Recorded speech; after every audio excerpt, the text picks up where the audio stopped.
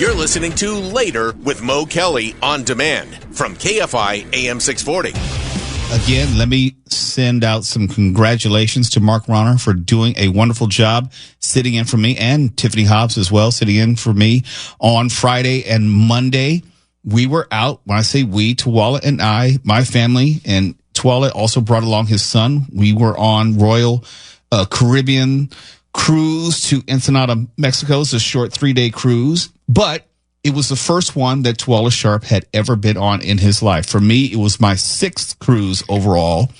And over the years, you've probably heard me. I've talked about it with Tim Conway Jr. and talked about it with other people in the office. Deborah Mark, John Cobalt's show. She is a big cruiser. And oftentimes we get the question like, why do you like it? This doesn't seem fun. What's the big deal? Well, I'm going to step back now. And Tawala Sharp, someone who was all the way against cruises, the idea, went on his first cruise, and I'm going to let him give his unfiltered remarks. Take it away, Tawala. After you sharing stories of your 5, now 6 cruises, I had always thought you were absolutely insane. The idea of being out on that which I fear the most, deep, dark water. The very idea of going out on a cruise was petrifying. But then when you extended an invitation for me and my son to join you, I talked to my son about it. I said, hey, not only has Mo invited us to join his family on his cruise, but his boys really want you to come. And my son was through the roof. He was like, we got to go. We got to go. And seeing the look on his face, I was like, I cannot deny this father and son bonding moment. I wasn't even sure we were still going to go until I purchased the tickets. I sent you that message. I said, you sure did. Yeah, we're in. Fast forward to the night before. We got off the air that Thursday, and I was so nervous about going. I didn't sleep. Really? I did not sleep. I got off the air here. I went to go pick him up, and I did not go to sleep. Got to the house. I'm staring in my closet, going over what to bring, what not to bring. I swear, when I talk to you and La Mujer in the morning about just pack what you're going to pack. Don't sweat it. Bring what you feel you need to bring. Up until that point, I was uptight about even packing. I couldn't even relax about packing. Put everything in the car. We're driving to the pier in San Pedro, and I've got butterflies. It was almost like I was going up on a roller coaster. Even made the mistake of going over that damn bridge, which is terrifying. Oh, the Prince Thomas Bridge. Yeah. Made a wrong turn, went over the bridge, came back, whatever. Up until walking on the gangplank to get on that boat, I swear my knees were almost shaking. And then we got on the boat, and it was beautiful. The Royal Caribbean International Navigator of the Seas is a beautiful ship. And I'm standing there with my bags, and I'm like, okay, you know what? We have to get to the room. We go into the room, and I'm like, this room is beautiful. What is this? The La Mertage? What was happening right now? This is beautiful. Your stateroom, did you have, was it an interior cabin? Did you have a balcony? Did We you have had a porthole window? A porthole window, and huge. I mean, like, this window was humongous, and with just the sight out over the water. Even still, we're at the dock, and I'm like, I'm so nervous. Whatever. We put our bags away, contact you. We come out. You're like, hey, I'll meet you over at the room. Had a nice little welcome pack to get on the cruise. And even still, the whole time, I'm like, okay, all right, whew. Let me go get some coffee. Let me do something to relax, because it's like we had all plans to go up and attend the kickoff party. And as soon as we were all set, my son was like, okay, we good? We're straight? Okay. And you and La Mujer said, the boys are waiting for you. This is the room they're at. He was gone. He was like, okay, go. Pew. My son was gone. He went to go look for your boys. And that's the last time I saw him that day, I think. I went back to the room to take a nap. And I did. And by the time I woke up, it was around 5:30. I went to sleep maybe around 1 something, woke up 5:30, missed the kickoff. And I woke up, and the first message I saw was from you. And you said, you are out to sea now. Yep. And I opened up the window, and we were out in the middle of nowhere. Like, I opened up the blinds and looked out the window, and we were out in the middle of nowhere. And I said, oh my God, I'm out to sea. I left the room, and I started walking around, just kind of exploring. And this ship is so damn big. I wanted to do everything. I wanted to see everything. I wanted to touch everything, just walking around. And I was hesitant to even get on the elevator. And even though this ship is like 12, 13 stories high, you know what I'm saying? I took the stairs all the way up to the top and tried to look at what's happening on every floor. Oh, decks. Okay, the decks. Yeah, see, look, I got to get my sea legs. I'm not 6 cruises in. This is my first. The decks. And got to the top. I went to find something to eat. And I think that's the first time I saw you is when, like after waking up and we went over to that nacho bar where it's just, I'm like, so you just go and get food?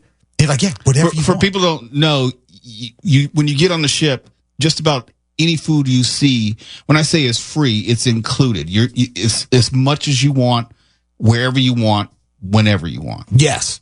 And I went and I made myself a gigantic plate of nachos. And I'm kind of like holding the plate like, okay, are they going to charge me this? And you're like, all right, go sit down. And I'm like, what is happening right now? And I just say, and there are people already in the pool. There are people watching movies. The steel band is playing. And I am at home.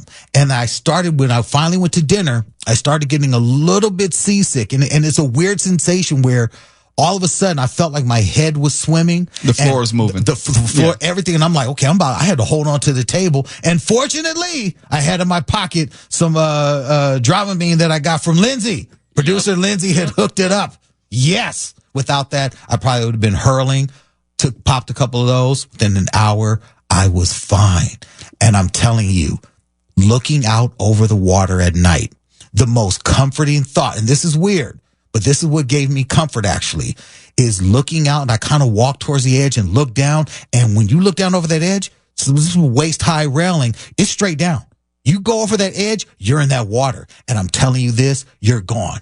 If you fall off the edge of that boat and into that ocean, it is an icy death. There's no finding you. There's no swimming, keeping afloat till someone comes. You're dead. And something about the thought of going into that and that just being the end, I said to myself, well, now I know how I would die. I'm actually more comfortable now. And that's a great way to start off your vacation. But after that, I sat in one of those deck chairs and just listened to the ocean just crashing along the boat and just the whoosh of the boat. And I fell asleep and I was like, this is pure bliss. Okay. So first day was pure bliss. Second day is the day at sea. So you have run of the ship. You get a chance to really experience things, see things, enjoy things. What stood out to you? The first thing that stood out to me is how much there was to do. And it's interesting because after hearing about all the cruise ships you've been on and all the things you've always told me about being on boats and how you don't feel it and it's a moving city and things like that. It's not enough to hear about it. You have to experience it. And after eating, kind of like waking up and walking around, it's literally Las Vegas just at sea. I stopped by the casino. I went by and saw a little bit of one of the shows. There is an actual shopping mall in the boat. There's a sports bar. I saw women getting their hair done at the dry bar. I mean, the first day is almost overwhelming to the senses because there's too much to see. I tried my best to pace myself, and after a while, my legs got really, really tired from running up and down the decks. And then I finally said, you know what? Around midnight, I'm tired. I got to go to lay down again. My son still wasn't back. I don't know where he was. He was out with your boys doing Lord knows what. And I went and I laid down. I went to sleep. And I think when I woke up the next morning, you know, I saw him in the room and he was knocked out with his clothes on. I'm like, oh, you had a night. Let's pause it. When we come back, I want you to tell us more about your first experience, the things that surprised you. For me, it's old hat. For you, it was all new. So I'm still curious because I've only heard bits and pieces of this, of your first cruise, thanks to Royal Caribbean on Navigator of the Seas. It's Later with Mo Kelly, KFI AM 640 live everywhere in the iHeartRadio app. You're listening to Later with Mo Kelly on demand from KFI AM 640. As we continue to hear from Tawala Sharp, producer of the show, and his first experience with cruising. Last segment we heard about day one. Now day two is the day at sea. What is happening for you at that point? Day 2, I felt I really got my sea legs, and it was time for me to slow down and really, really explore the ship. And I really did sit and take in some shows. I took in a little bit of the Broadway show that they had, Showgirls, a dance experience or history of showgirls on Broadway. You know, I was like, okay, this is interesting to watch. It was just fun to watch these shows. I went to go and watch karaoke. I watched a little bit of the bingo because it was just so interesting to see what people do at these shows. I caught the comedy show, which I thought was hilarious. I was like, this is a really good show. I went and just kind of just also walked around and tried food. I mean, it is so addicting to just eat, to just stop at a place and just grab something There are to food eat. stations everywhere. Everywhere. Just drink stations, food stations.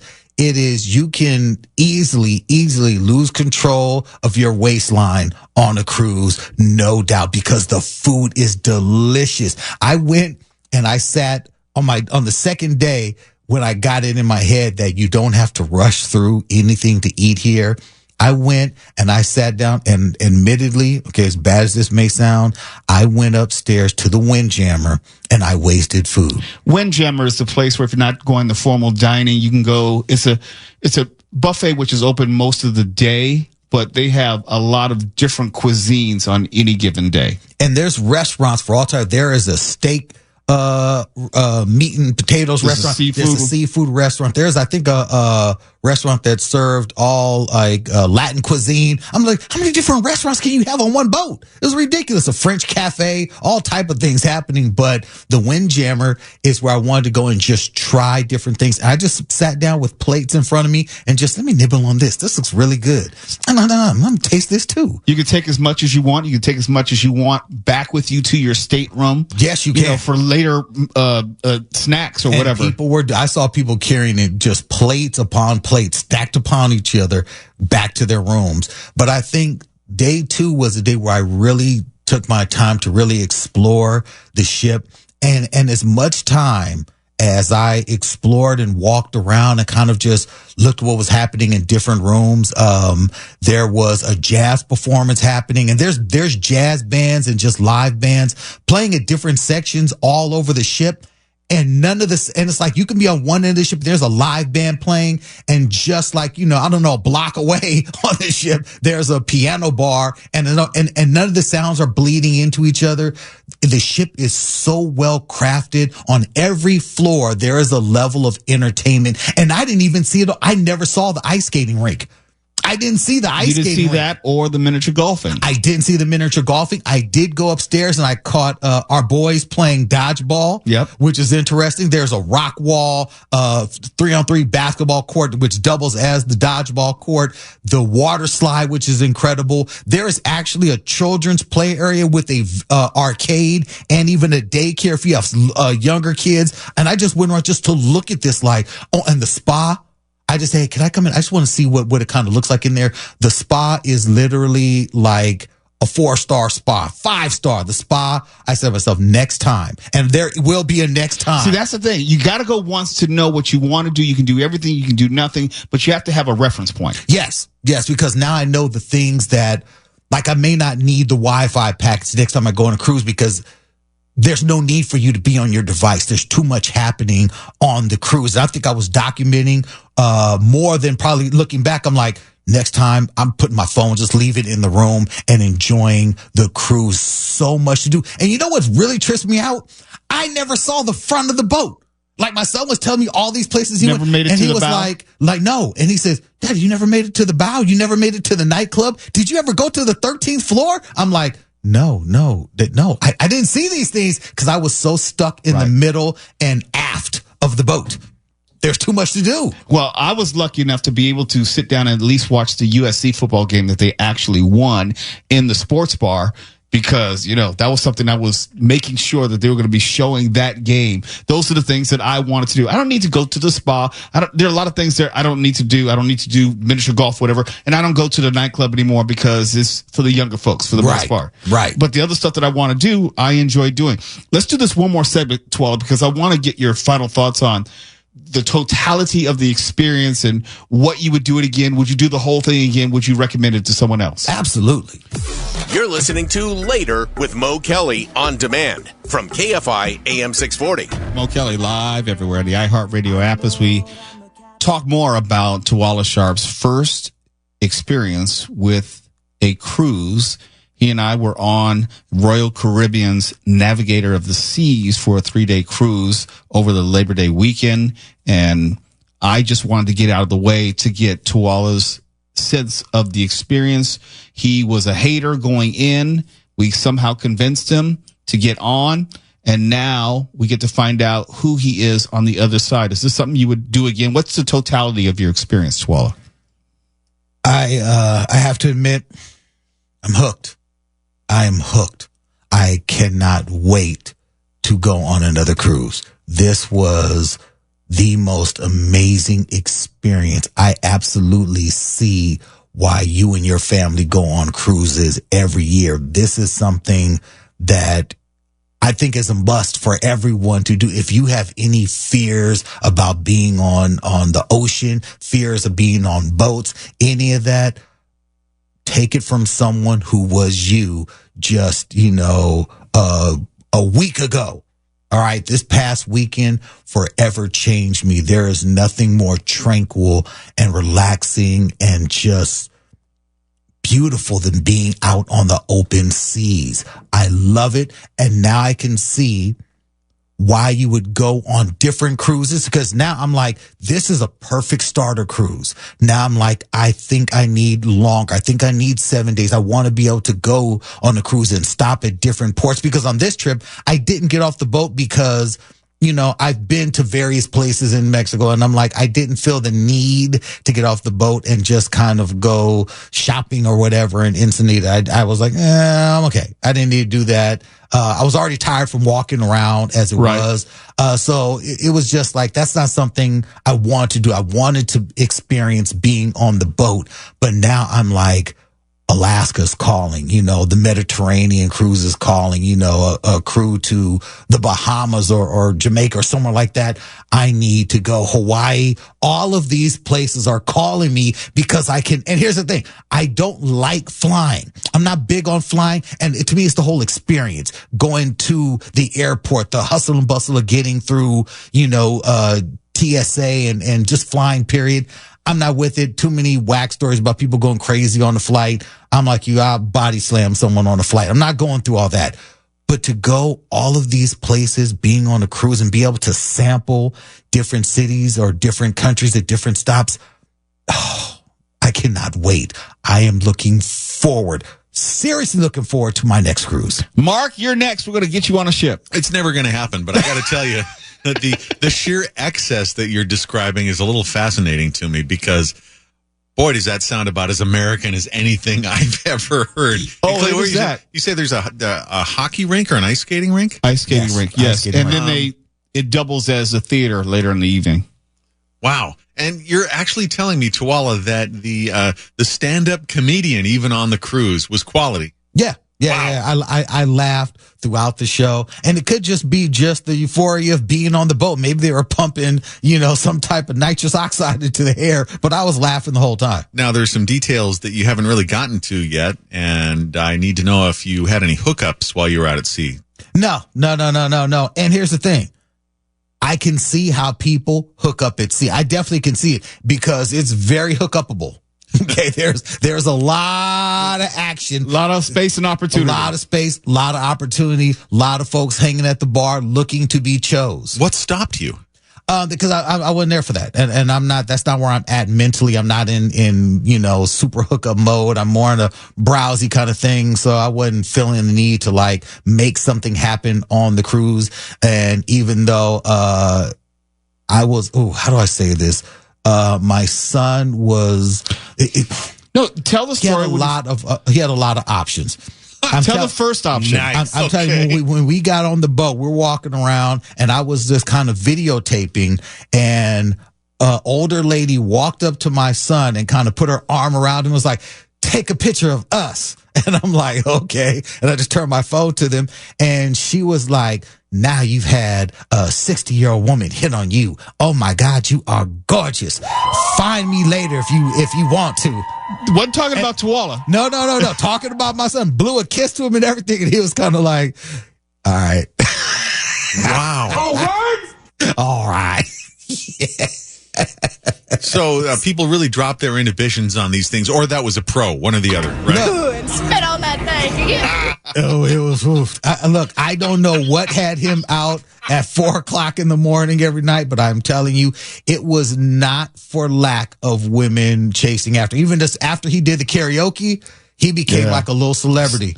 Now you know why I used to sing karaoke. Oh yeah. The karaoke, that does it. You want an icebreaker? I literally heard some young lady walk up to and say, "Oh my God, you were so brave. I love," and your voice, because my son, he gets up there and he's like, "Love, what does it do for you?" Whatever. I was just like, this Barry White. Oh, man. Wow. Can I go next time?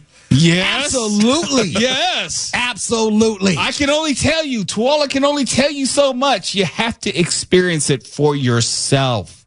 Yeah. Hearing about it, it doesn't do anything for your imagination. And affordable, given what all you get. Oh, seriously, the cost of this cruise, for my daughter's last birthday, we went to Disneyland. And I paid for me and the kids, just food, all this kind of stuff all day long. And that was about $530. Literally just a trip to Disneyland. And this was for the day, mind you. This was for the day. Okay. Going on this cruise for me, I think it was about, because I got different packages in, I say maybe roughly $650, for both of us.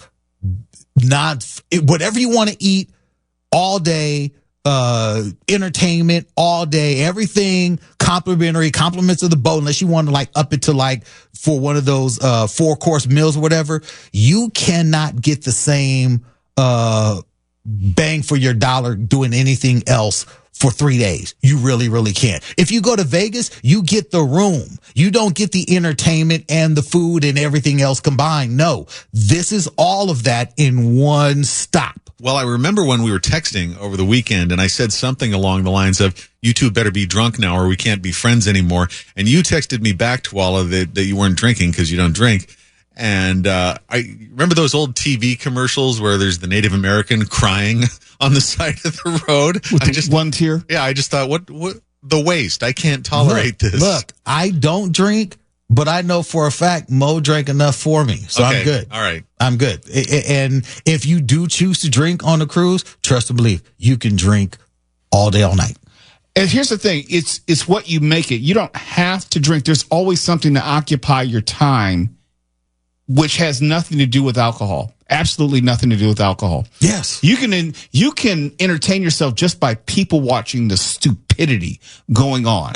Oh, the people watching. Look, the movie watching, sitting up on the top deck at night. I caught myself watching, believe it or not, I was up at the top deck because I got a late night meal, and I found myself outside watching Aquaman 2 on the big screen. on the big screen at the top, because I said to myself, this is hilarious. They're showing Aquaman 2. I hated this movie, but I've got a plate full of food and I don't feel like going back to my room. I'm going to sit up in this deck chair, and I'm going to watch this movie just dining on my food. I think you found the only possible circumstance in which that movie was enjoyable. Yeah, because it's really, I don't even think I was paying attention to the sound. It was just on. It was just the ambiance of being out on the deck, watching a movie under the stars. And it wasn't cold. It was just that sounds this dope. is just beautiful, man. Now, see, I would want them to show Jaws or The Meg or things like that. Make it a theme. No, they wouldn't do that. They wouldn't do that. That's a no. I'm sold on that. That's cool. All you can eat, all you can drink, sitting under the stars, watching movie. Look, Mark, we're going to get you on a ship one day. Well, it's never going to happen, but I appreciate that. Jeez. You don't know what you're missing, man. Oh, it sounds like I know exactly what I'm missing. But you're a former lifeguard. What is there for you to fear? It was at city pools.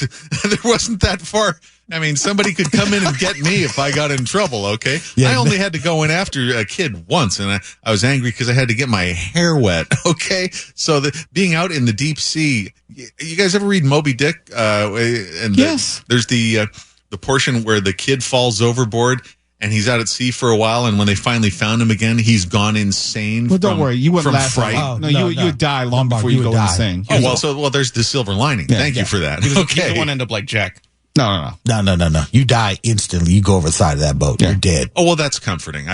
Maybe I'll change my mind then. Okay, think on it. Okay, sleep on it. Maybe you'll change your mind. And no, we got to know. KFI AM 640. We're live everywhere in the iHeartRadio app. So, Tawala, recommendation? Go on a cruise if it's the last thing you do. I can actually see why older people actually live on cruise ships now. Because before I was like, what, are you insane? Now I'm like, this might be a lifestyle. We're live everywhere on the iHeartRadio app. Heard any of our secret mind control hidden messages recently? No? That's because we're really good at it. KFI. And KOST HD2. Los Angeles, Orange County. Live every